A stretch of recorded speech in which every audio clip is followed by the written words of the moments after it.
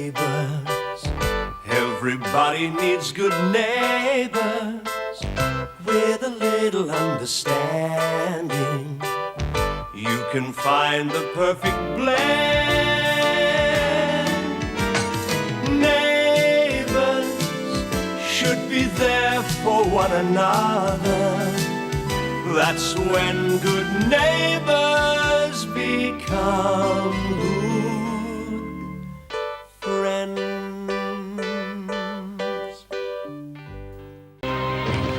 One, two, enjoy your walk. 3, 4, 5. You're counting. 6, 7, Who was it, Mrs. 8, Mangle? 9, 10. Who else? Well, at least you've taken Helen's advice and started counting to control your temper. It doesn't work. I've lost it already.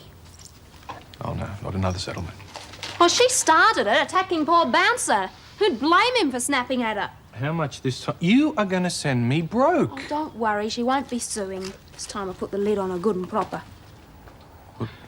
What did you do? Bouncer! Bouncer! You poor dog. Oh, Bouncer, you naughty boy. Come here. What do you mean you put the lid on it?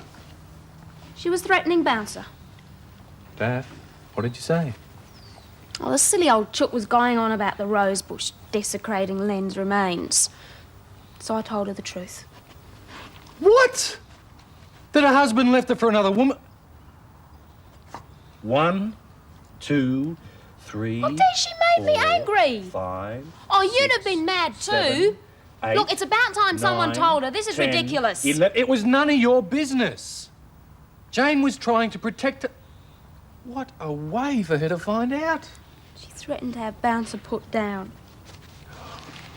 Daff, you and your temper. Des, I couldn't help it. Turning into such a troublemaker. I'm going to open a special account to pay off all the people that you pick fights with. Sorry. Tell that to Jane. And anybody else who gets in the way. This time, the fur is really going to fly. Mr. Bishop. Hmm? Oh, dear, nothing. I'm sorry. No, what is it? Oh, my lunch dishes, yes. I was just about to go and No, don't bother. It wasn't that. Is there something wrong? Oh, dear, I feel such a fool. But you're the only one I can ask. Not being personally involved, that is. Yes? She's got no respect, that young woman. Who? That Mrs. Clarke. I wouldn't put it past her to make it up just in order to spite me. What did she say? You know that rose bush? The one out the front, hmm? Well, of course, the one out the front. How many dead husbands do you think I've got? Oh. Mrs. Clarke was making it up, wasn't she? I mean, Jane told me that he was dead, and she wouldn't lie to me, would she? She's my granddaughter. What exactly did Mrs. Clarke say? You know, don't you? Well, I have a fair idea. So it's true then, isn't it? This letter my husband wrote me. He left me for another woman, didn't Mrs. he? Mangle, why don't you come and sit down, eh? Oh. So he's not dead. I'm not a widow after all. Oh, why would you let me believe Well, we that... thought it best. Well, we didn't like the idea. I mean, we thought it'd be worse in the long run, but... Well, Jane couldn't bring herself to hurt you. I can't believe it. Leaving me for another woman. Do you know who it was? Oh. Does Jane? I don't think so, but of course you'd have to ask her that. I wonder what else she's keeping from me. Isn't it cute? I won it. I am the rifle. It's just what I always wanted. It's not for you, it's for the baby. Oh, great. Well, if you don't like it, you don't have to keep it. No, I love it, really. The little mother has put her foot in it again. Are you going to tell them, or do you want me to? Des. What's up? It's not Nan again, is it? Or what's she done this time? No, it's not her. It's me and my big mouth. Surprise, surprise. Daphne lost her temper again. Oh, you're a great help. Sorry. Well, what happened? It started with Bouncer. Oh, he hasn't knocked her off another ladder, has he? No, she swiped at him with a broom. He thought it was a game and... well, he bit at her. It was just a nip. Didn't connect. It was nothing serious. Oh, well, if that's all, thank goodness. I thought something terrible would happen and Nan had gone on the warpath. Don't look now. Nan? I came to see Mrs. Clarke. Look, if it's about what happened, Nan, Daphne it's explained... nothing to worry about. Nothing. My husband betrays me. My granddaughter lies, and everybody knows but me. At least she had the courage to tell me the truth. I'm sorry, Jane. Why did you tell me he was dead? The way you were feeling, no one was going to tell you the truth. Not to let me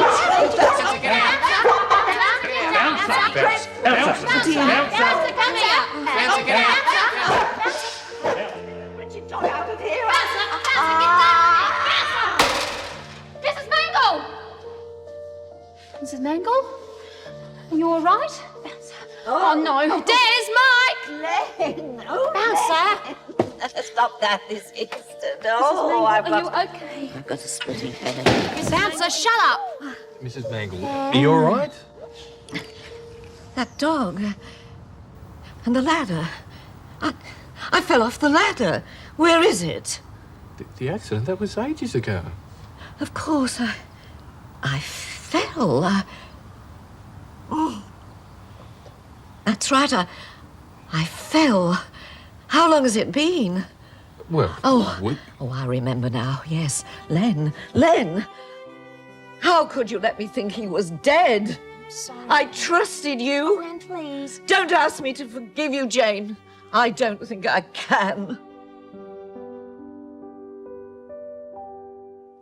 Nan, There's no point in talking, Jane. well, just give me a chance. How can I tell if they were telling the truth or not? I believed you completely about Len being dead. Well, you wanted to believe me, and I just didn't want to make you feel any worse than you already did. What a fool I must have looked, watering that rose bush, talking to it. I wanted to tell you the truth, but, well, after the accident, you were just so confused. Silly old woman, they all probably thought. Nan, everyone understood.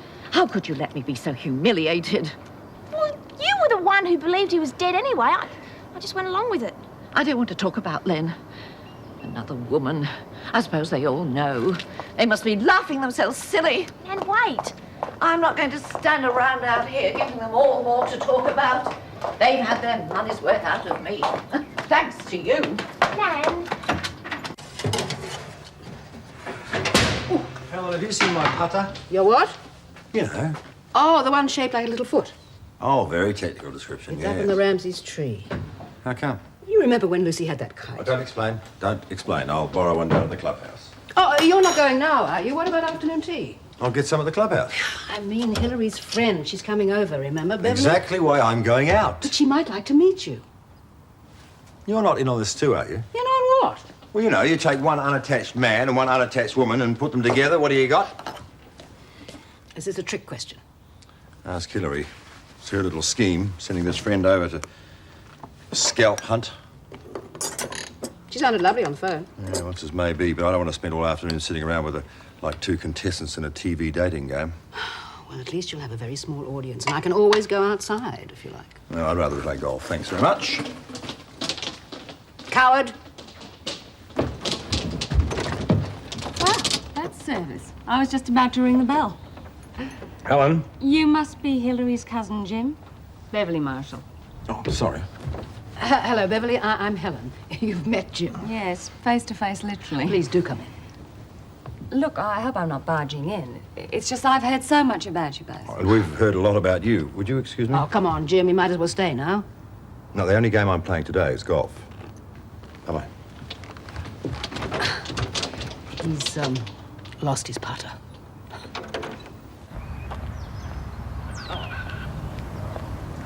G'day, mate. You look like you're in a bit of a hurry. Can I give you a lift somewhere? I just had to get out of the house for a while. Me too. Didn't want to get caught up in the firing line. Oh? Trouble? We have just got our memory back. Isn't that good? Not when we've just discovered that we're no longer the grieving widow, no. Oh. Poor Jane, I wasn't much help, I'm afraid. Oh, well, enjoy your golf. Thanks, I will. Oh, how are the garage accounts coming along? Fine. Well, perhaps we could get together and discuss them sometime. I'm free tonight. A little awkward for me tonight. How about tomorrow? Oh, whatever suits you. Lunchtime at the coffee shop? See you then. Good-o. You've gone to so much trouble. Oh, not at all. Just a few leftovers from the wedding. Of course, you must still be recovering. Oh, what a time for me to turn up. Glad Jim didn't cancel his game of golf. I'd have felt terrible. Yes, Jim loves his golf. So Hillary said. She must have told you quite a lot. Oh, you know Hillary, never at a loss for words. How dull hearing about us. Not at all. I was very curious to meet you all. Such a shame Jim had to rush away. Oh, I'm sorry about that, but we've all been under such a strain lately with the wedding and a house full of people. Not to mention Hillary. And the mice. Oh? The uninvited guests. They were pets my granddaughter Lucy was minding. And one of them ran amok at the reception. Oh, no. You can imagine some of us in full rig out on hands and knees. Who needs entertainment when you've got pet mice? I think it really made the day. A wedding to remember. Yes, I think so. Charlene and Scott are very young. Babies, really. Hillary said. Yes, but they're off to a good start. I'm sure they'll make a go of it. You wouldn't read about it, would you? A bung fuel gauge. You didn't keep your eye on it, that's why. Too busy looking at you. Dag.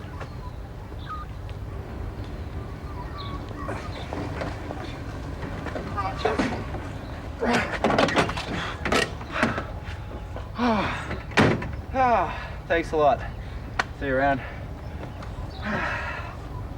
The nearest garage is out on the main road. Yeah, I'll walk there later. We're just going to drop these bags in first. I beg your pardon? We're staying here. Sorry, no vacancies. Oh, we booked. Well, you must be at the wrong place. This is it, isn't it? Yeah. But all our rooms are filled. We're just waiting on one couple. What's the name? Pardon? The name of the couple. Well, that's confidential. Is it, Robinson? Well, as a matter of fact... That's us. Mr. and Mrs. Robinson. Yep, we're married. And I turned down Dr. and Mrs. Calloway Wood for you two. If only I'd known. What's wrong with us? Well, I'm sorry, but I have a reputation to keep up here. My guests require certain standards. We know which knife and fork to use. Moral standards is what I'm speaking about. This isn't some cheap motel. She doesn't believe we're married. Well, just look at this.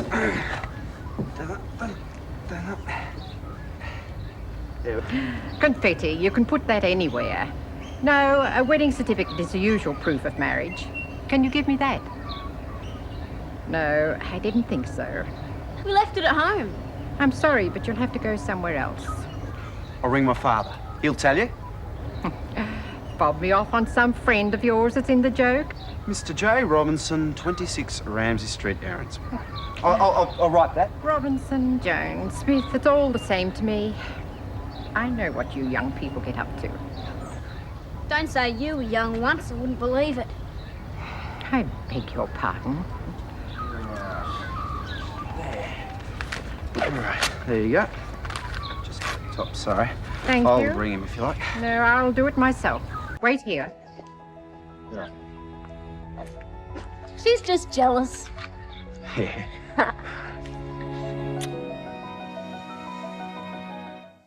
This is lovely. You think so? Mm-hmm. Hillary said you were very good. I'm just a woman who dabbles. Then I'm just a woman who writes prescriptions. No, being a doctor's different. You're qualified, a professional. So are you. This is wonderful. Well, it fills in the time. I wish I could paint. Maybe I'll have time to learn while I'm over here doing this research project at the university. I wonder if Clive can help you with that. He's our local GP. Well, you said you wanted to make contact with some of the doctors in the area. Yes, I do. Well, I'll introduce you. Thank you. You like him, we all do. Excuse me. Hello, Robinsons. No, I'm sorry Mr. Robinson isn't in. It's Helen Daniel speaking. Can I take a message? Pardon? Who? Oh, Scott Robinson. Yes. Yes, he's my grandson. What if there's no one at your place? Oh, sleep in the car, I guess. You in the front seat and me in the back. How romantic. Well, we'll both sit in the back seat, I reckon. No worries. Not with your feet. My feet? Yes. Oh. Yours. Mr. and Mrs. Robinson. Yeah. Room number 7 at the end of the hall. Oh, right. You, got through okay? There's a very nice view of the garden. I'm sure you'll like it. Who needs a view? Does the room have a double bed? Oh, that's a lot of reading for a honeymoon. Yeah, I'm studying, actually. Year 12. Oh, you're still at school then? It's my last year. Yeah, I work. I'm a garage hand. And you just got married yesterday. Yep. Oh, we don't believe in living together. Well, I'm sure you'll be very happy. And I hope you enjoy your stay here. You will. Don't worry, okay?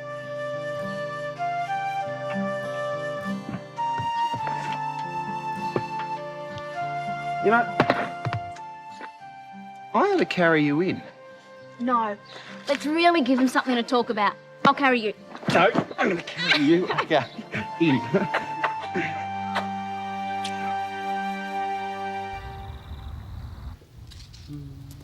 There's no milk left. Oh, dear. Somebody must have used it all. I can't even have a cup of tea. The milk bar's probably still open. You can't expect me to go down there. You never know who you'll bump into. Oh, only the neighbours. Exactly. I'll never be able to hold up my head in the street again. Well, would you like me to go and get the milk? Is that all? Anything else? No, just the milk. Mm-hmm. Thank you. I'll get my purse. No need. I must have some change here somewhere. Where is my purse? Jane, did you move it? I haven't touched it. Oh, somebody's moved it. I left it right here on the desk. Ah, here we are. No, thank you. My purse is here somewhere. It's all right, really. I'm not a charity case, though some people might think so. They don't, Nan. Nobody does. She's right, Mrs. Mangle. You only offered to take me to the church dance because you were sorry for me. That is not true. And even then you couldn't bear to go, couldn't bear to be seen in my company. I had business worries. There's no need to make excuses. I know what's been going on. The whole neighbourhood is laughing at me. They're not, Nan. Everyone is on your side. And don't you dare lie to me, Jane. Don't you dare. Between you and that wretched grandfather of yours, I've heard enough lies to last me a lifetime. I'll go and get the milk, eh? Somebody's must have taken my purse. I know it was here. It was here. I'll see if I can find it for you. Oh, I don't know anything anymore.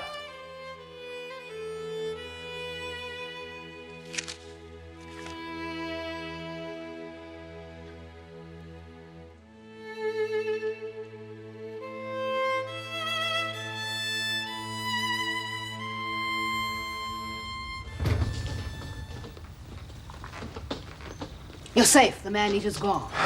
Very funny. You certainly weren't taking any chances. You were gone long enough to play a complete tournament. Well, I stopped off at the clubhouse for a drink on the way back. Oh, well, at least I won't have to eat alone. Where's Lucy? She'll be back later. She invited herself to Emma's for hamburgers and chips. She said she was sick of leftovers. Oh, I thought you and what's-her-name would have tidied all that stuff up this afternoon for afternoon tea. Beverly. So I suppose she spent the entire time pumping you for information, did she? She hardly mentioned you. Oh, yeah. Oh, you do have tickets on yourself. Well, that's why Hillary sent her over here scalp hunting. She came over here to do a research project at the university. And what was she researching? The last of a dying breed, the unattached male. You know, you don't have a thing to worry about, but you'd better behave yourself next time you see her. Your rudeness wasn't lost on her today. Who cares? Anyway, there probably won't be a next time. Oh? Then you'd better follow Lucy's example and find somewhere else to eat tomorrow night, because I've asked her around for dinner. I found your purse, Nan. It was in your bedroom. Thank you. Are you all right? What a question. I'm really sorry, Nan, about the way things have turned out. Look at that. Cluttering up the room. Nan, I'm trying to talk to you. I have to do everything round here. Why won't you listen to me? What do I have to do? Oh, don't worry. You've already done it. You've made me a laughingstock. The grieving widow. Grieving over a rose bush. And all of them sniggering behind my back. They tried to help. Well, look at Des and Daphne. Them? They tried to kill me. They did everything they could for you, and you went and tried to sue them. I was quite within my rights. Nan, they're our friends. None of them are my friends. None of them. Well, do you blame them the way you've behaved? Oh, you can talk. Lying to me, barefaced, day after day. Letting me mourn for a man who isn't even dead. All that grief for nothing. Well, what was I supposed to do? You should have protected me. I was trying to. After all I've done for you, all the sacrifices I've made, given you a home and you turn on me. I ought to put you out in the street. Well, why don't you? It's not easy for me, you know, Nan, putting up with you every day, moaning and complaining and treating everyone like dirt. Jane! If you don't want me around anymore, just say so and I'll go. All right, then go. Okay. Oh, here I am. Shall I put the kettle on? Do what you like, Mr. Bishop. I'm leaving. All right, then go. Go. Oh, no, Mrs. Mangle. I mean it, Mr. Bishop. I want her out of this house. And I'll be glad to go. Nothing I ever do pleases you, so what's the point in even trying? I'll put this in the kitchen and go for another little stroll. Let you ladies talk out your differences, eh? I'll collect the rest of my things once I find somewhere else to live. And this time, Nan, I won't be back. Good! I don't want you back!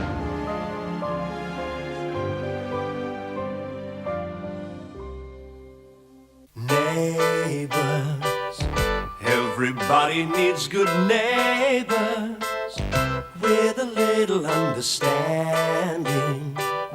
You can find the perfect blend. Neighbours should be there for one another. That's when good neighbours become good friends. I thought your nan would have calmed down a bit now she's got her memory back. I suppose I'll have to start looking for a flat tomorrow. Well, what about tonight? You can stay here if you want. Des and Daphne at the pictures, but I'm sure they wouldn't mind. With the way things are between Nan and Daphne at the moment, I don't think that'd be a good idea. Sounds pretty good to me. Don't, Mike, it's not funny. Well, what are you going to do then? Well, the Robinsons were pretty good last time Nan went off the deep end. Maybe they'll help. It seems reasonable. Look, just give me a few minutes to eat this and get changed, and I'll come over there with you to ask, okay? You don't have to, it's okay. All right.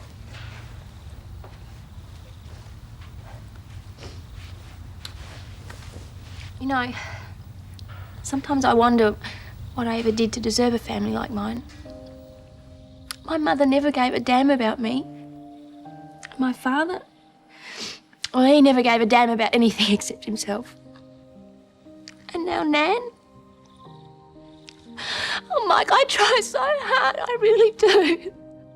How can you love someone who's like that? It's not fair, it's just not fair. Jane, it'll be okay. You'll see. How can it be okay? Don't you understand? I've got nobody, absolutely nobody. You've got me, and I understand totally. Look, I had no one either.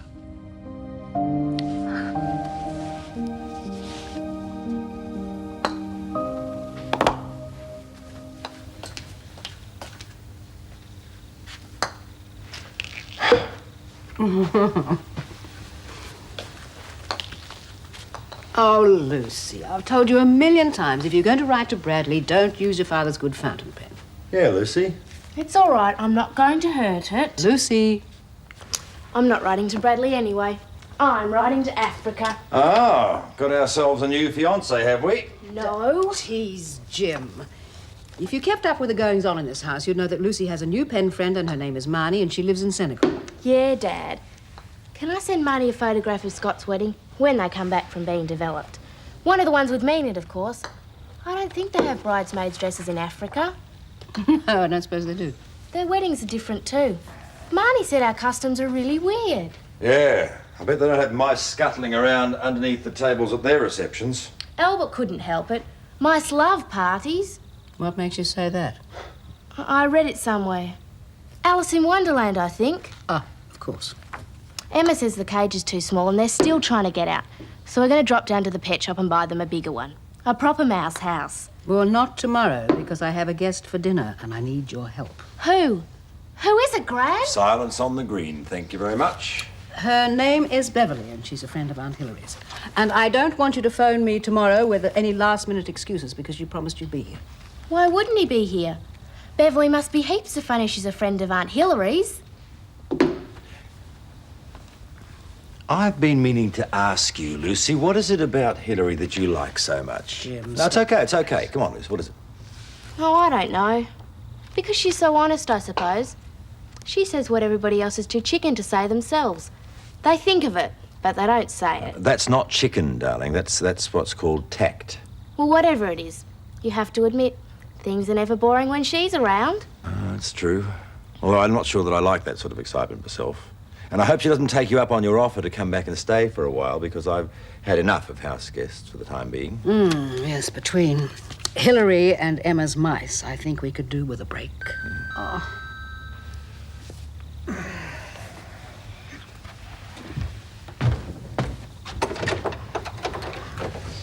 Hi, Mr. Robinson. Mind if we come in?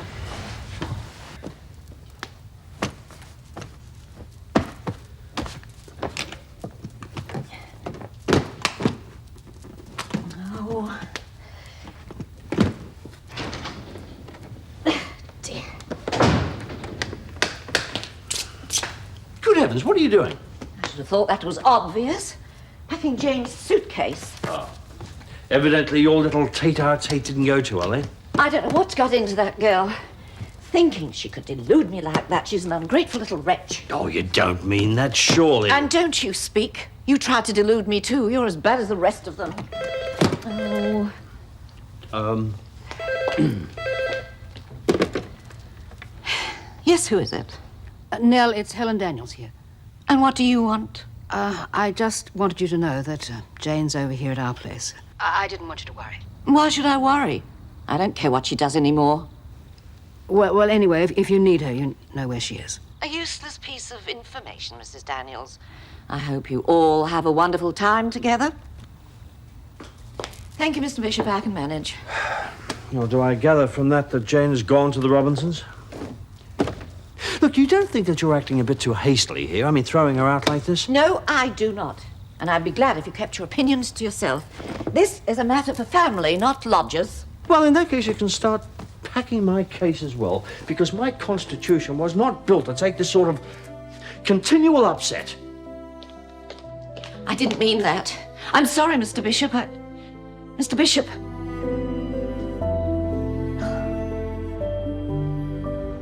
That was my favourite business partner this morning.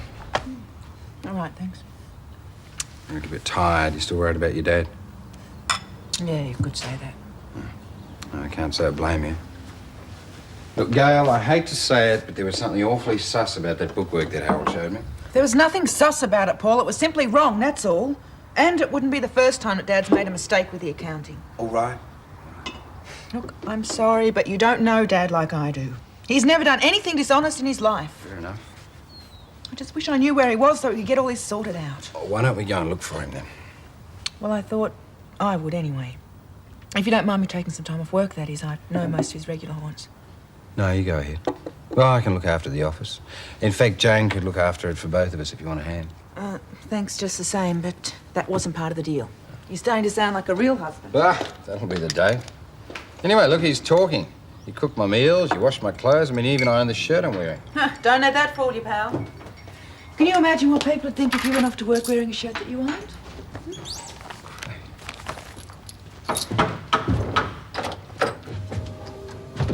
Good evening.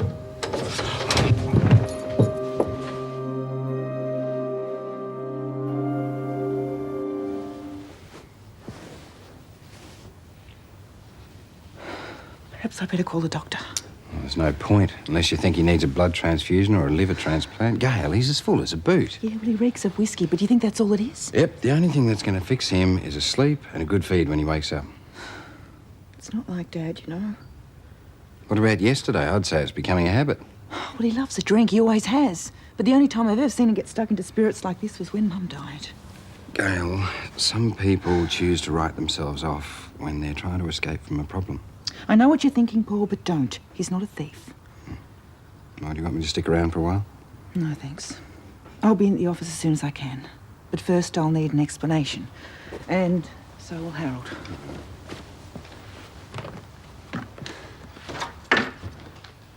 Good morning. Oh. I'm going out for a while. Oh, and you needn't bother about lunch for me today. Mr. Bishop, if you'd allow me a minute to straighten things out.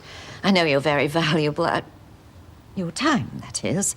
I know your time is very valuable, so let me just say how dreadfully sorry I am about our little misunderstanding last night. I wasn't aware of any misunderstanding, Mrs. Mangle. I thought you made your position very clear. Mine, too, if it comes to that. I assure you, Mr. Bishop, that your contribution to this household and family is of the utmost importance to me.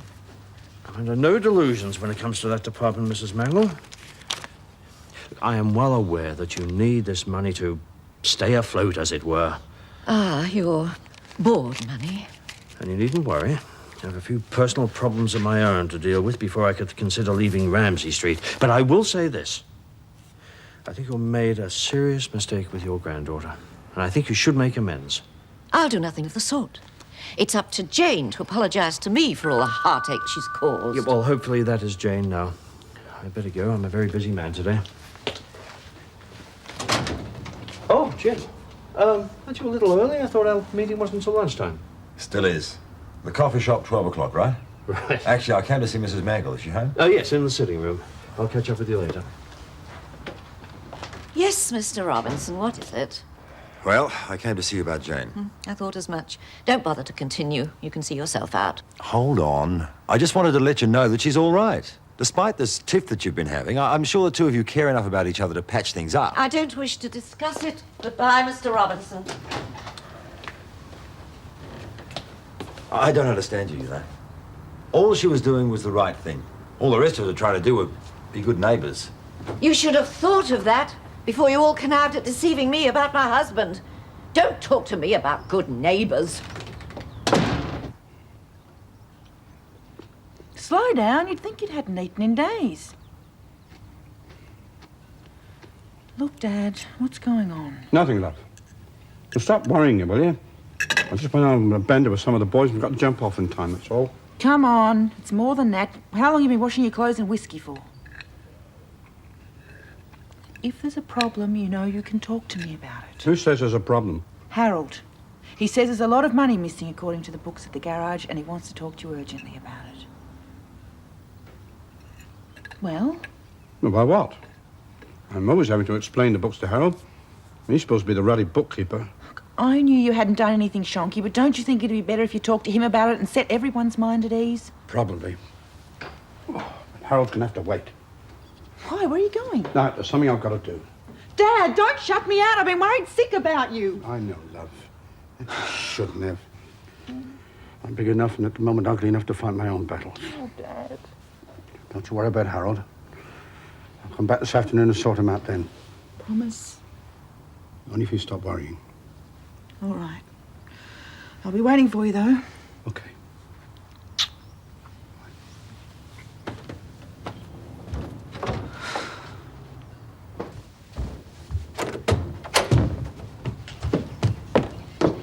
There.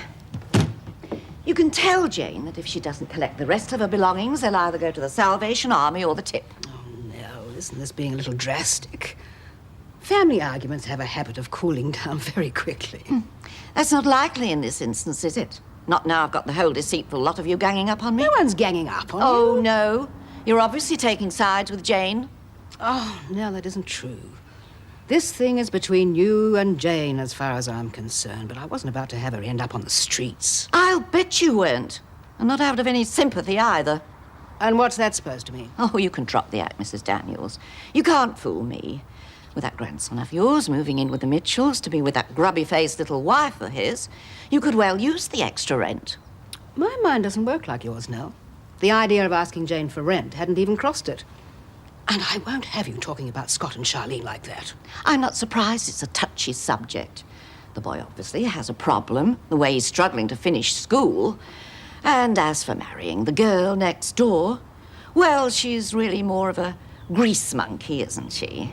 Right. I think you've said more than enough, don't you? Yes, she has. Oh, it's you. And why are you doing this? Well, it's no business of yours of what I do anymore, you little turncoat.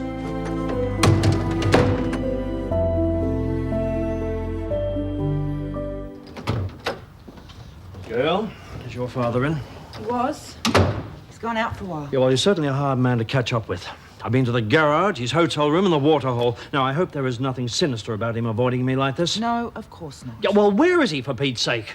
You did tell him how urgent it was. Yes, I did. I'm not quite sure where he's gone, but he did say he'd be back this afternoon and he'd fix it all up. Yeah, well, that's not good enough, girl, not by a long chalk. There are serious discrepancies in these books, and your father is obviously quite loath to pay them the attention that they need.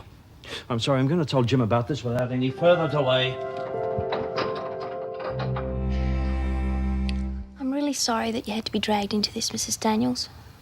I just can't thank you enough. You've all been so kind to me. Nonsense. Lucy'd be happy if you stayed here permanently. And I don't think it'd bother the rest of us much either. Well, as soon as I can find myself a place, I'll be out of your way. There's no hurry. I'd better get down to the shops, because otherwise I'll be having a dinner party without any dinner. In the meantime, make yourself at home. Oh, and if you can find any food in the fridge, help yourself. It's catch and kill your own around here. Hi, Dan, you there? In the living room. Hi. Hi. I rang you at the office earlier, but Paul said he'd given you the rest of the day off. How you feeling? All right, I guess. Look, I've got a great idea. Guaranteed to cheer you up. The answer to all your problems. Well, don't keep me in suspense. Well, I reckon we should get a place together. Are you serious? Yeah. Well, what about Des and Daphne? You love living there. Yeah, I know, but I mean, Daph's having the baby soon, and it's about time I gave him a bit of space. So what do you think? Well, I wouldn't mind. I wouldn't mind at all. But I don't think it'd be a good idea at the moment. It would be like closing my eyes and hoping all my problems would go away. So the answer's no then, is it? I'm sorry, Mike. But it's been good staying here. It's nice having a family around me for a change. You can understand that, can't you? Yeah. Yep. Yeah, I can see what you mean, Harold. Those figures don't add up. I think we better find Rob and confront him. No, I've already tried that, but to no avail. I've tried to keep an open mind on this, Jim, but I am positive there's something sinister going on. Oh, I doubt that very much, Harold. I've known Rob for quite a while now, and he's a bit of a rat bag, but I've never had any reason to believe he's dishonest. You've seen the evidence. I'd say we have got every excuse to present this to the police. Oh, we can't do that. What if we got around? We'd lose all our customers, not to mention all the creditors who'd come banging on the door. I've considered the possibility that this may affect my standing in the local business community. Nevertheless, what is right is right. But it would be wrong to be too hasty. If Rob has made off with the money, that will be a fraction of what we'll lose if the whole company goes down the drain. Well, Gail did say that Rob would be at her place this afternoon. Right, I'm going to go and see him. All right. But if Mr. Lewis does another one of his disappearance acts, it is straight to the police. Miss Raymond said I can try it for centre next week if I keep improving. But I've got to play rotten old wing defence against Elliot Park next week. Wing defence isn't too bad. I suppose not. I won't have much time to practice anyway, now that I'm playing the flute. Here, catch. Oh, I'm hungry. Let's make some sandwiches. No, thanks. I'm saving up for tonight. Your Gran's making something special for dinner. Because Beverly's coming. I wonder if she's as much fun as Aunt Hillary. Hey, let's get all dressed up tonight. No, I'm not in the mood for getting teased up. But you can. I'll even do your hair for you if you like. Unreal. Maybe I can wear some of my makeup too. Bradley says it makes me look years older. Well, then I think we should. We can't have you looking like a kid instead of a mature woman with the world. Would your dad mind? He can only make me wash it off. Did Mrs. Mangle let you wear eye makeup? No, Nan doesn't like makeup much. Well, you can do whatever you want when you're here. You're almost Scott's age, and he's old enough to get married. I don't think I'll be doing that in a hurry, Lucy. Good, because it's been boring not having a sister since Julie moved out. Hey, you haven't got any sisters either. Do you want to be each other's? Yeah, you bet. Come on. Last sister to 10 goals is a rotten egg. Hey, I got one. I'm not going to wait around here all afternoon. Dad promised he'd be here. Well, on current form, I take that with a grain of salt. He hasn't exactly been reliable of late, has he? Look, Harold, if Dad said he'd be here, then he'll be here. And will he stop talking about him as if he's a fugitive? He hasn't done anything. Oh, we'll see about that. Yes, we will. And then he can damn well apologise. For what? I haven't done anything to... Just hang on. Well, you won't know who's right and who's wrong till Rob gets here. Well, I've given him all the time I'm prepared I know, to. and you've been very reasonable. 5 more minutes. That's all I'm asking. Please. 5 minutes. And then that is it.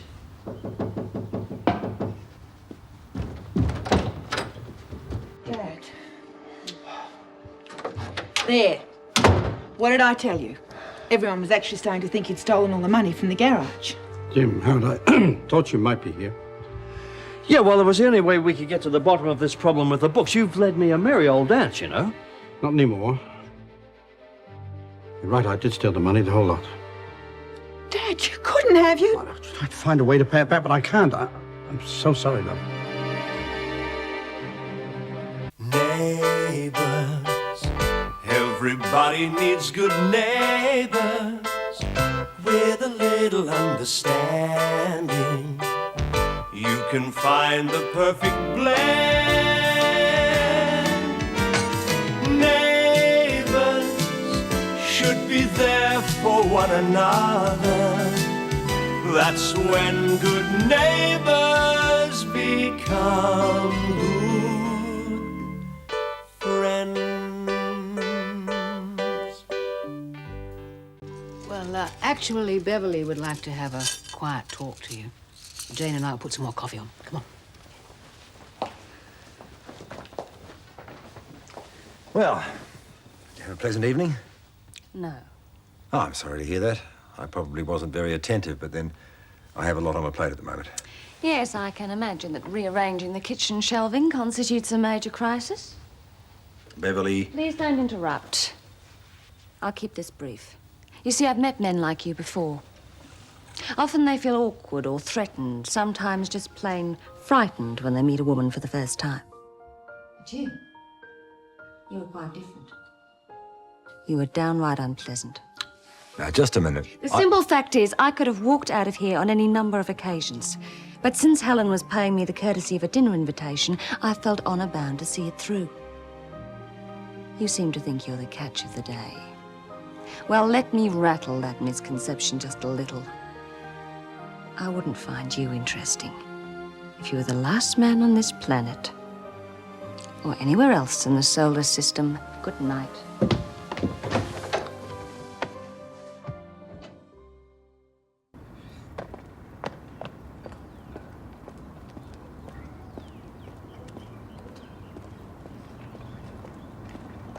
Hi, g'day, Dad.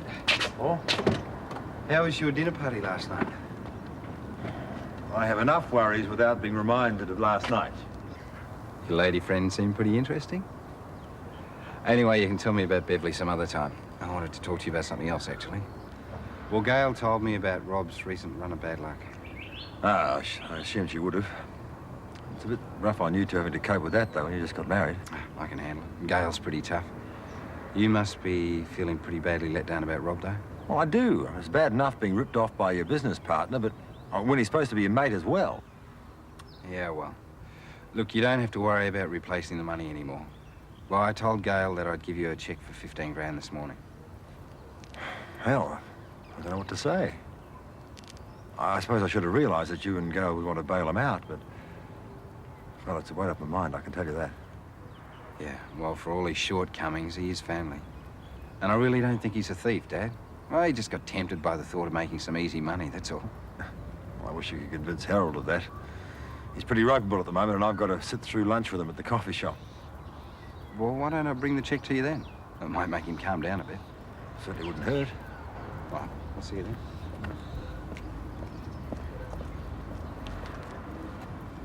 Oh, come on, Henry. You should have left for work by now. I got a big day today. I need a big breakfast. Oh, you're right, though. I better get going soon. What's the big day? Staining the outdoor furniture. Staining in those clothes? Paul's supplying overalls. Oh. Huh. He's certainly supplying variety, too, isn't he? He's turning you into a jack of all trades. Master of none. I'm grateful to have the work from Paul, but I'd give anything for a little business of my own, you know? Straight down the line, just something to earn a bit of extra money and stop me being tied down all the time. You know, if I were you, I would just be grateful that I'm employed and forget about all the rest. Yeah, I guess so. Oh, it's probably Harold. Have you talked to him about Lenny's job at the garage yet? Well, I've appealed to his compassion, but I've got a horrible feeling his principles are winning. Here's your big chance. Mm. Ah, come in, Harold. We were just talking about Charlene. She'll be home in a few days. She'll be looking forward to getting back to the garage, I bet. Oh. See ya. Well, Henry certainly seems to be in a hurry to get to work this morning. Oh, he's running late. Madge, I just want to say thank you for a delightful evening. I really do appreciate your friendship.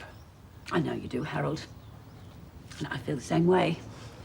That's why I feel I can ask you something in the name of friendship. Do you think you could try to make sure that Charlene doesn't lose her job at the garage? No, I mean, she's just starting out, Harold, and it means so much to her.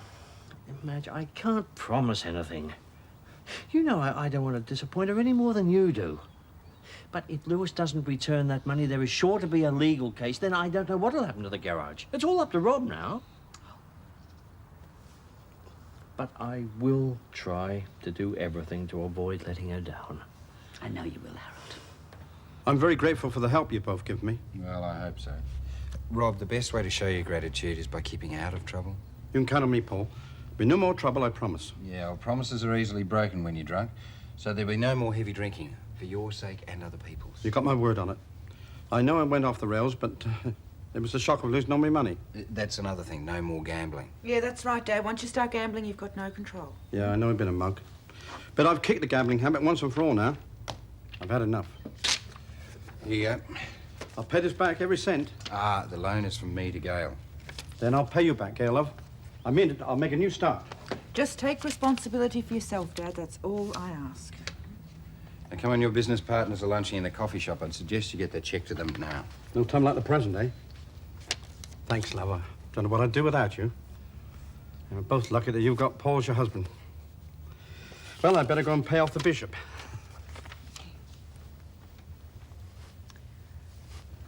You can't even read. Now, what's that name under 14? Go on, you tell me what it is. Hey, Daph. Oh, hi, Henry. Could I have a toasted cheese sandwich and a vanilla milkshake, please? Coming right up. You look tired. Are you okay? Junior's going to be an acrobat. Practice somersaults all night. You should have taken the day off. There are disadvantages to running your own business. It'd suit me. I'd give anything to be my own boss. Just don't kid yourself, it's fun, that's all. Have a look at those two. Even if that money is returned, we can't overlook the fact that our partner tried to defraud us. Yeah, but it wasn't a premeditated crime, Harold. He just got carried away with the stupid gambling. That is exactly my point. How can we possibly trust him again? Oh, here we go. Oh, there you both are. Feeling well, I hope. Not really. Well, this should brighten up your day. There you are. 15,000 bucks. Oh, good. That is a relief. Back to square one, eh, Jim? Hardly. Well, there's no harm. The money's been returned. Lewis, if you think everything's going to magically return to normal just because of this, you are quite wrong. What's your problem? Finding a new manager for the garage is our main problem at the Hang moment. on a moment, Harold. We've got to discuss this. A new manager? What's going on? Well, you hardly expect us to trust you in that position again. Let's not jump to any hasty decisions. Yeah, that's right, yeah. I thought the decision had been made. I cannot and will not work with a man of criminal habit. Criminal? That's not true, and you know it. I'm not just an employee either. I'm a partner in the garage. That money was partly mine. You can't fire me, Bishop. Hang on a second, you two. If you're going to have a brawl, let's find somewhere private to do it. I'm not a criminal. I want to know what he means about me not being a part of the garage. My garage. I thought I made myself perfectly clear. You are no longer part of that garage. There are two alternatives, Lewis. Either you accept the fact that Jim and I are buying you out, or I report this matter to the police, as I should have done in the first place. Some alternatives. Well, either way, you are finished. You are out.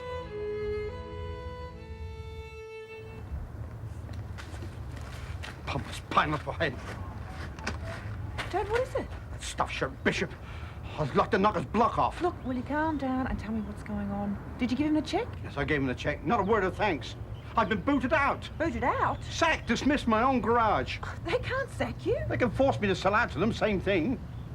Oh, Dad. Yeah, said he wouldn't work with a criminal. Me, a criminal? Well, that's a laugh. He's got it in for me. He always has. Should never have gone to partnership with him in the first place. What did Jim say? Nothing. Just sat there and let that nutmeat want to do all the talking. Well, let him go it alone. See how long they last. They won't find a mechanic of my ability in a hurry. They won't last without me. What do they know about cars and motors? Nothing. I'll show them. I'll show them. Dad, what are you going to do? I don't know what the hell I'm going to do. I really don't know. I don't know. Rob, I want you to know that I really Don't would like... bother, Jim. It's all been said. Harold just thinks... I said don't bother. Sorry, Gail. Taking it very hard, isn't he? Yeah, well, why shouldn't he? He's lost everything and all his friends have turned against him. When you mix friendship with business, you often have to make painful decisions. And quick ones. Harold didn't hesitate in doing his duty, did he? The trouble is he's got a point. It would be risky for us to carry on in partnership with your father. Doesn't he deserve another chance? Look, he's never done anything like this before, and I doubt he will again. I would have given him another chance, but Harold left me no option. It's going to be the end of him. I'm scared he's going to think he's got no future. When he left the racing circuit, it set him back a bit, but he adjusted. He made a good business out of the garage. He had some pride then and self-respect, but not anymore. Well, look, let's see what we can do, shall we? I still like your father, and I'd like to support him the same as you and Paul are doing. Thanks, Jim. Look, is there any chance of persuading Harold to change his mind, or is that out of the question? Well, we'll see what I can do when I get home. His attitude might have changed once he's banked the check. Yeah, maybe. Doing a good job there, Henry. Oh, thanks, boss. No, you're a good worker, I mean it. It's better than being on the dole. Yeah, at least you're reliable. Oh, I've just had the contractors that do the lawns let me down yet again. Yeah? Yeah. So what are you going to do now? Oh, I'll put it up for tenders. It's a nuisance, though. It's so time-consuming. Well, look, I could do... Oh, sorry, mate. Look, I can do the lawns for you. With what? Madge's old mower? Henry, it's a big area. You need heavy-duty equipment for that. Look, if I come up with the right equipment, will you give me the contract? Yeah, probably. Well, I'd rather have you working for me than somebody I don't know. Terrific. Well, I'll see if I can organise something. All right, but don't leave it too long, eh? Because these guys finish up as of today, and I don't want the place looking scruffy. Besides, you're going to have to prove to me that you can handle it. Yeah, you're on. Look, I'll get back to you soon. All right. Oh, I could start up a whole lawn mowing round. First Erinsborough, move on to Wenmore. Oh, it's boring paying bills, isn't it? It's when they arrive, that's what I hate. Opening your mail and finding one of the stupid things. I tell you what's worse, getting somebody else's. The last couple of weeks I've been getting my ex-husband's. He's done this before. He shoots through and leaves my address for his creditors. That's nice of him. Oh, if I get my hands on him, I'll throttle him. Do you know he sent a cheque to Charlene as a wedding gift and they bounced it? Oh, what a rat! Oh, exactly. Believe me, it's no fun being Mrs. Fred Mitchell, even if we are divorced. You're not going to pay his bills, are you? No, not likely. I've paid enough from taking his name. I won't pay any more. Guess what? I figured it all out. I am going to make money, heaps of money. And all I need is a lawnmower. Jim? Oh, Harold. Now, what's this all about? Well, I was going to save this till tonight, but I thought I might as well get it out of the way before Mrs. Mangle gets home. You want to talk about Lewis, right? Right, yes. Being tossed out of the garage has hit him very hard. I'm not going to change my mind, Jim. He stole that money from me and you. That's not how he thought of it, though. I know he was an idiot for gambling, but he lost his savings as well. So then he decided to steal from us so he can make yet another disastrous bet. He didn't even consider that he might lose. Well, when he did lose, he lost all right to be trusted. Are you sure you're not just getting back at him? I mean, the two of you have never really hit it off, have you? Right from the start. If you're suggesting that I'm taking some sort of malicious... Get down off your high horse. I'm just saying that you wouldn't choose to mix with him socially. All Lewis did was confirm that all my instincts about the man were correct. He has no principles whatsoever. All right. So what are we going to do about a mechanic? Well, we'll have to find another one, of course. Stan and Charlene can fill in the meantime. Stan's not a bad mechanic, but Charlene's got no experience at all. I mean, the business will go down the drain in a week. There are other qualified mechanics around, Jim. Look, why don't we keep Rob on? I shall take responsibility for his behaviour. You can have absolute authority over the books, and he needn't have any access to cash at all. I'm sorry, Jim. All these problems with the garage, they... Do what you like about Rob. You mean that, Harold? We can keep Rob on? You can keep Rob on. Now, I have given this quite a bit of thought, and there are other people involved, so... I think it'd be better for everyone if I withdrew my investment from the business. Harold? I'm sorry, Jim. I'm dissolving the partnership. From now on, the garage is yours and Rob's. I am out of it.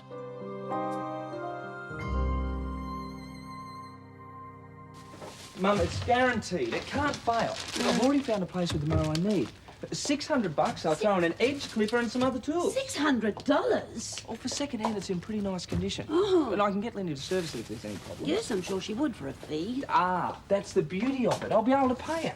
What with the Lassiter's contract and all the other jobs I pick up around the neighbourhood, well, I'll pay off the outlay in no time. From then on, profit all the way. Sounds too good to be true. Oh, Mum, it's what I've always wanted. It's the best idea I've ever had. I'll be my own boss. I'll still have time to do some jobs for Paul whenever he wants me. Flexi time, freedom and fun. I see. Henry, I hate to dampen your enthusiasm, but there's just one thing about your plan that really bothers me. And what's that? Where are you going to get the $600? Oh, no, you don't, Henry. No, no. I am just recovering from the wedding expenses. Ask me some other time when I've just won the lottery. Oh, I was only kidding. I'm not asking you to pay for him, but you can help in another way. Hmm? Well, the company said I can pay on hire purchase. But they run this credit check, and well, my name wouldn't exactly impress the computer. But if you sign for me... Ah, I see what you mean. Henry, are you really serious about this business? Look at me, I'm serious. Yeah, I really believe you are. Let me have a look at that notebook. All right. Thank you. Now, you make me a cup of tea and I'll check your figures. You got it.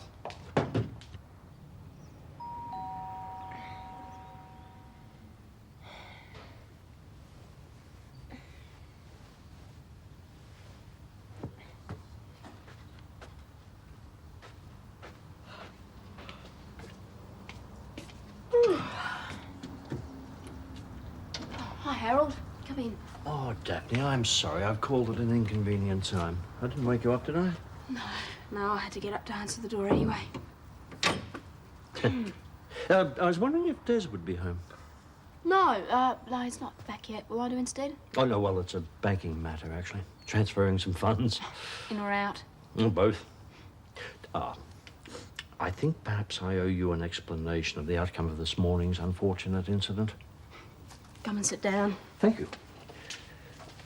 I've taken quite a big step, actually. I've dissolved the partnership with Jim and Rob. I thought it was Rob who was leaving. Oh, not that I was listening in or anything. You guys weren't exactly whispering. Well, it all came to a head when Rob just wanted to carry on as if nothing had happened. Oh, well, it's all done now. Jim refuses to let Rob go. I've refused to work with Rob, so partnership dissolved. Wow, this really is a big step for you. What are you going to do with yourself? Wish I knew. I can't even stay at home and relax. Not the way things are with Mrs. Mangle at the moment. Yes. You have my sympathies there. Well, I've only got one real option left. And that doesn't make me very happy. I'm still the best mechanic around, and they can't take that away from me. Dad, eat your dinner before it gets cold. You know what I might do? I might go back on the racing circuit.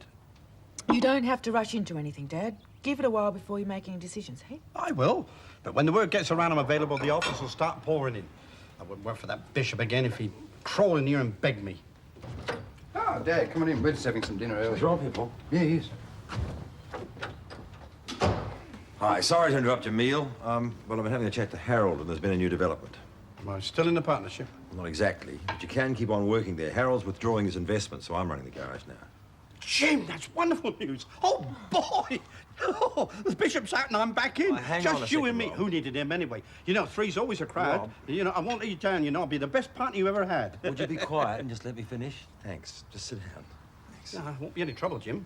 You've got my word on it. I'll get stuck into the job and no funny business. Yes, You but count on me, mate. We're not out of the woods yet, though, Rob. Somehow we've got to find the money to pay Harold back. Obviously, you haven't got it. Neither have I. Well, you're in a better position to get a loan than I am. Well, I'll see what I can do. But I can't promise anything. I'm not prepared to get up to my neck in mortgages. I'm still your partner. Yeah, I know you won't do something like that again. Thanks, mate. I appreciate that. I won't let you down.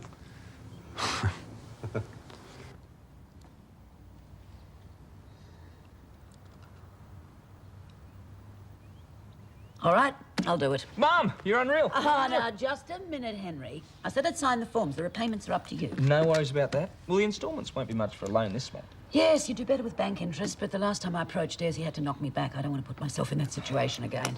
It was a real stroke of luck, Paul, telling me about the lawns. Oh, really, Henry? I'm just so proud of you. I mean, that's the reason I'm signing the application form. I admire anyone who's prepared to battle to be his own boss. Hello? Oh, Harold. Something going on? Take a look at an almost self-employed man, Harold. I'm starting my own business, a lawn mowing round. I've as good as got the contract at Lassiter's. Well, congratulations. You're a man of initiative, eh? That's just what I was saying before you came in. Well, I've got some news like that, too. Well, the opposite kind. I've gone from being a partner in business to being unemployed. Unemployed? Well, Jim and I couldn't agree what to do about Rob, so with Charlene's apprenticeship in view, I thought it'd be the best thing for everyone if I just pulled out and left the garage to them.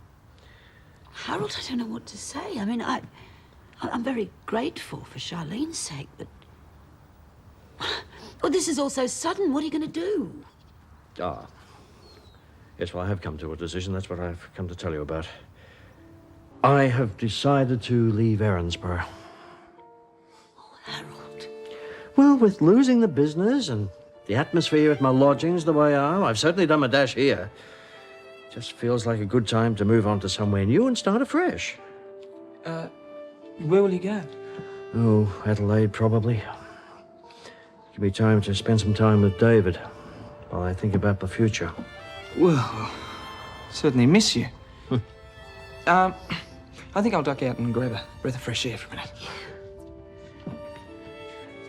I'm sorry, Madge. I know this has come as a shock to you.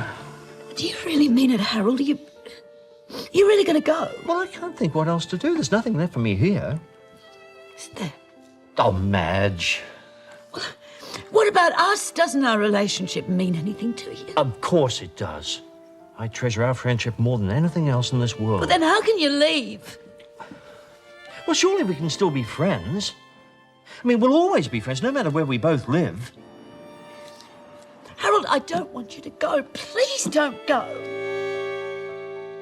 Neighbours, everybody needs good neighbours with a little understanding. You can find the perfect blend.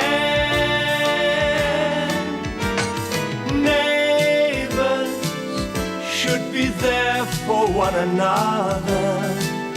That's when good neighbours become good friends. Isn't there? Oh, Madge. What about us? Doesn't our relationship mean anything to you? Of course it does. I treasure our friendship more than anything else in this world. But then how can you leave? Well, surely we can still be friends. I mean, we'll always be friends, no matter where we both live. Harold, I don't want you to go. Please don't go. Madge, I thought you'd be pleased for me. Well, I think that if you go to Adelaide, you'll be making a very silly mistake. I have no choice. Oh, Harold, Mrs. Mangle's been giving you a hard time, and you've parted company with Rob and Jim. But we can find you somewhere else to live. I'm sure Paul could come up with another investment. No, Madge. I have to leave. I thought you, of all people, would understand. You left Coffs Harbour for more or less the same reason. No, that was entirely different. Everything was over between Fred and me. You and I have only just begun. Oh, go then. I won't try and stop you. Oh, damn!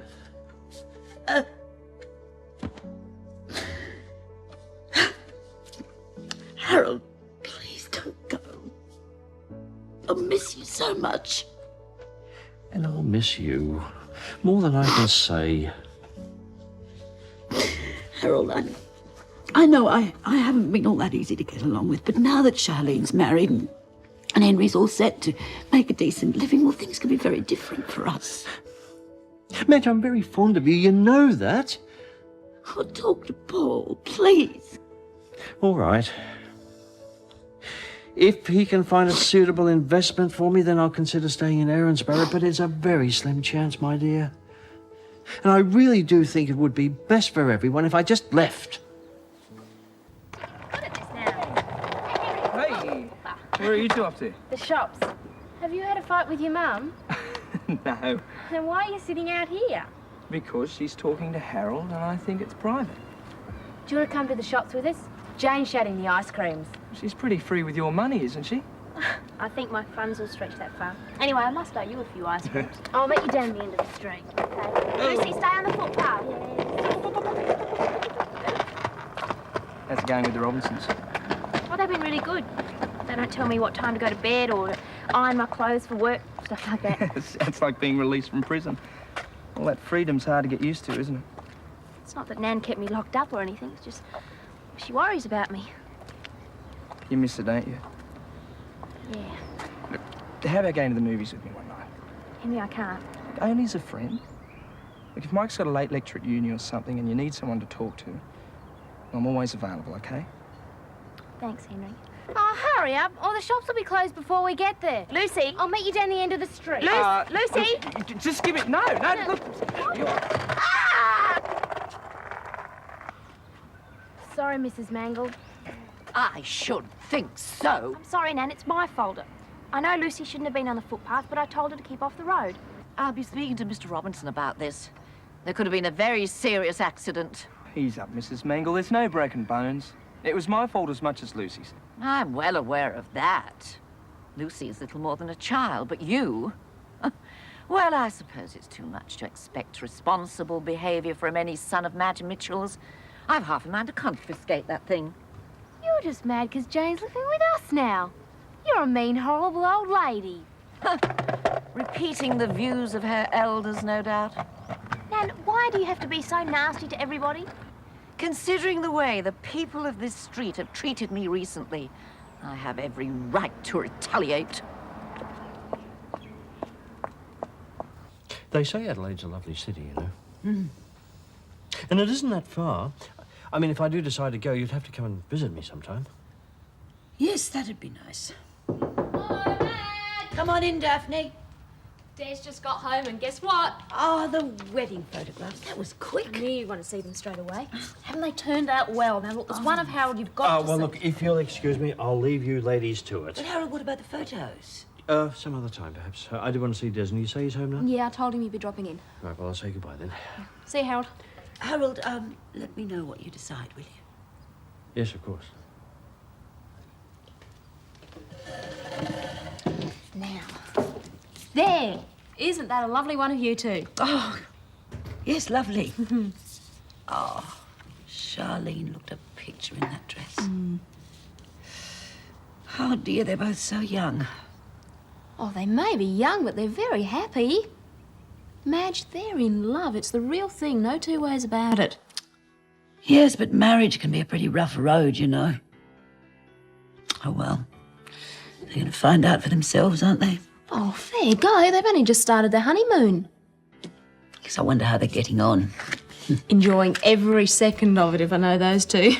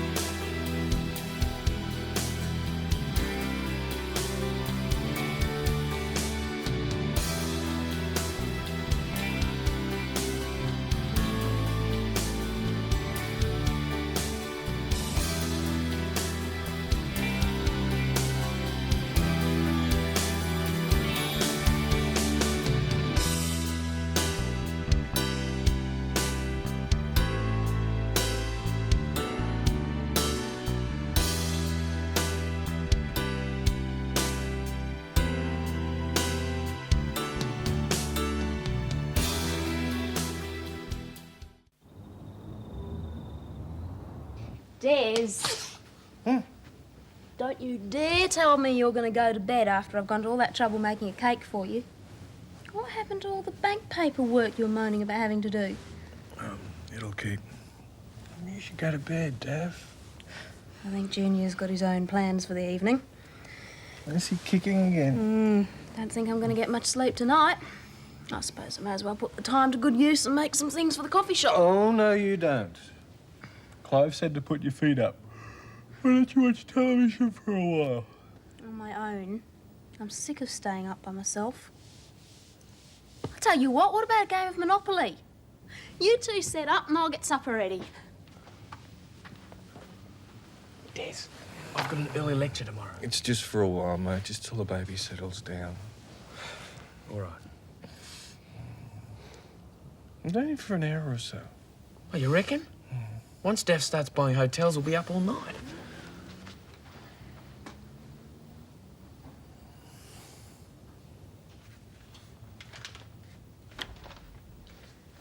Lucy, what are you doing? Shh, I'm hungry. You're going to be sick if you eat all of that. No, I won't. Do you do this every night? Only sometimes, for a special treat. Haven't you ever had a midnight feast? No. Truly? Doesn't your gran wonder where all the food went next morning? She's used to it. Julie and I used to go into Paul and Scott's room and tell spooky stories. It was great fun. Yeah? There's plenty of food here. Enough for both of us. All right, then. But if I'm sick in the morning, you're going to have to cover for me. It's a deal. You sure you've never had a midnight feast? Wow. Talk about a deprived childhood. No. Hey, you owe me. Let me see. Forget it, I'm wiped out. One down, one to go. Your turn, Des. Des. Go back to sleep, Veronica. Veronica? Who's Veronica? I I think he's dreaming. I'll handle this. Yes, Des, what is it? Oh, Veronica. Des, wake up! Oh, well, a two-timing, double-dealing. Should have known you'd go for other women. I should have known it. You should have known when you're being had. Des, how could you? Lack of sleep does strange things to a man. You guys volunteered to stay up with me. Anyway, you'll have to get used to it after the baby's born. We nappy changes, feeding times. Yeah, I know. It's all good father training. Whose turn? Yours.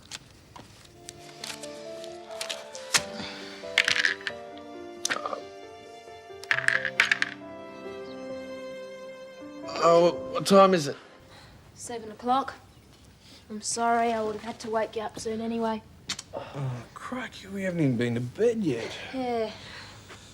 I really appreciate the effort you two put in last night. It's not much fun having to stay up on your own. Sorry, you're going to be tired today, though. Oh, one night won't kill us, hey, Des? Of course not. Is he still kicking?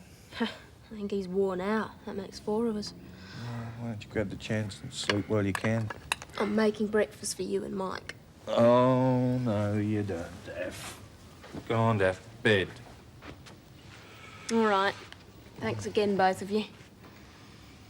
You look done in. Couple of hours sleep and I'll be right. Oh, why don't you take the day off work? I'll ring Des, Paul I'll to be find- fine, honestly. The baby will probably sleep all day anyway. Wish we could. The joys of parenthood, mate. You're finding out early. Yes, all right, Paul. I'll take the afternoon shift then.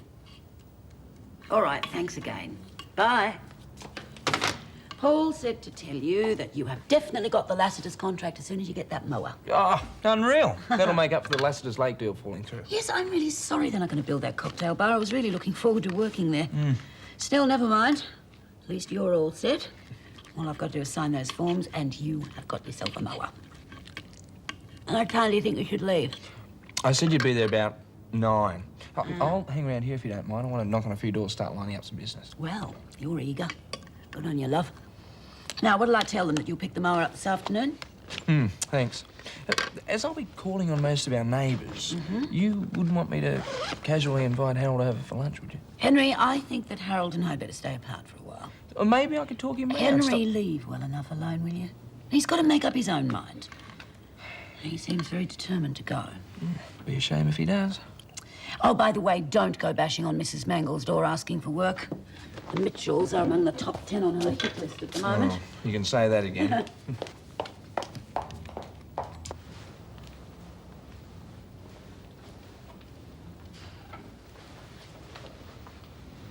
Mr. Bishop, what about your breakfast? I've been keeping it warm on the stove. Well, I am fasting until lunchtime today, Mrs. Mangle. You know, give the old system a bit of a clean out. I wish you told me before I went to the trouble of cooking it. I thought you'd left for work. I distinctly remember telling you last night that I was on the afternoon shift today. So you did. Yes, so you did. Yes, completely slipped my mind. Will you be in for dinner? I don't think so, no. Mr. Bishop, if you intend moving out, I would like to be told. Who said anything about moving out? I'm not blind. You've been avoiding me. Oh, nonsense. Of course, if you choose to spend every minute of your free time with that Mitchell woman, it's no concern of mine, but people do like to talk. Madge and I are very good friends. We enjoy each other's company. But not mine. Well, frankly, Mrs. Mangle, no. You've been rather hard to tolerate of late. I have had my trials. Yes, and you've been hell-bent on inflicting them on all of us. Now you've lost your granddaughter, and the way you're going, you're going to lose whatever friends you may have had. I'm sorry, Mrs. Mangle, if you keep this up, you're going to end up being a very lonely woman.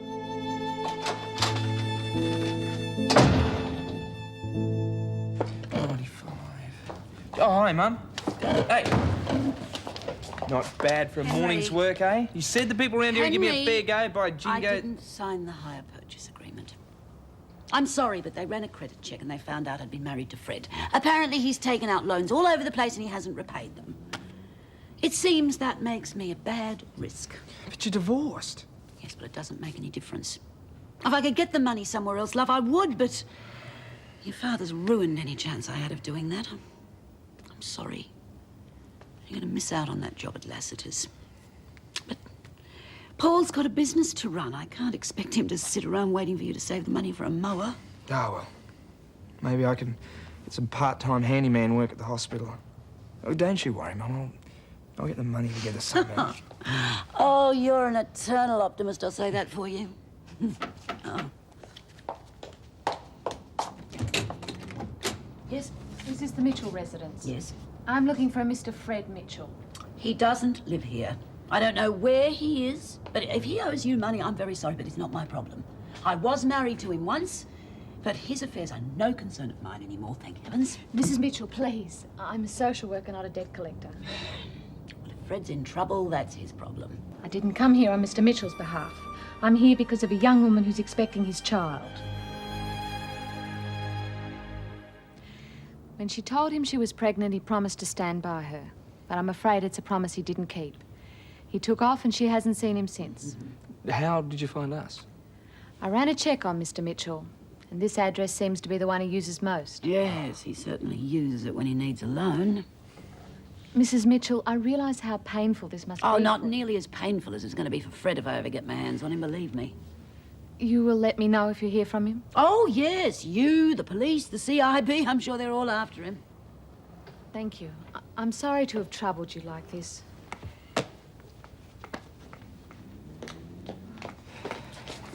My card, just in case. Thanks, but my father won't be contacting us again. Not if he knows what's good for him. Goodbye. Bye. Oh, that man. You'd think he would have learned his lesson after Susan and Sam. Oh, I feel sorry for this other girl, whoever she is. Yeah. They're all the same. She's not your problem, Mum. Oh, you know, it's strange, Henry. I thought once the divorce was over, that was an end of it. But nothing's ever that simple. My credit rating's mud through no fault of my own. You might live down the stigma of being in prison, but I don't think you'll live down the stigma of being Fred Mitchell's son. Well, at least we don't have to worry about Lenny. She's a Robinson now. Yes. Yes, she is. That's it! Henry, you're a genius! He said he'll be timed up for another half an hour. Oh. Could you come back then? Oh, I suppose I'll have to, eh? There isn't anything wrong with there, Mr. Bishop? No. I just want to talk to Paul about some new business ventures. Now that I'm out of the partnership, I don't like seeing my money lying idle. Half an hour, you said? About that. Okay. Mr. Bishop, how did Nan seem today? A little touchy. In other words, she's still furious with everyone, especially me. No, I've talked to her about that. She may have calmed down a bit. I hope so. Now, you listen to me. Don't go feeling all guilty and rushing home to your grandmother until she's had time to see the error of her ways. You don't want her walking over you for the rest of your life. Yeah, I know, but she's not all bad, Mr. Bishop, and I really hate fighting with her. Yes, I know. It's difficult being separated from someone you love. But sometimes it is for the best. Okay, I'll see you in a little while. Excuse me? Oh, I'm sorry. What'll it be? No, love, I'm going. What's the damage? Oh. What was it again? Just a coffee. Here you go. Oh, right. Good morning, Daphne. Yeah, hi, Harold. That was a 10. Oh, I'm sorry. Thanks. Take a tip, love. Try an office job. You'll lose less money that way. The usual, Harold? Thank you. Yes. Oh, Daphne. Daphne? G'day. Hi. Hello. Just, Oh.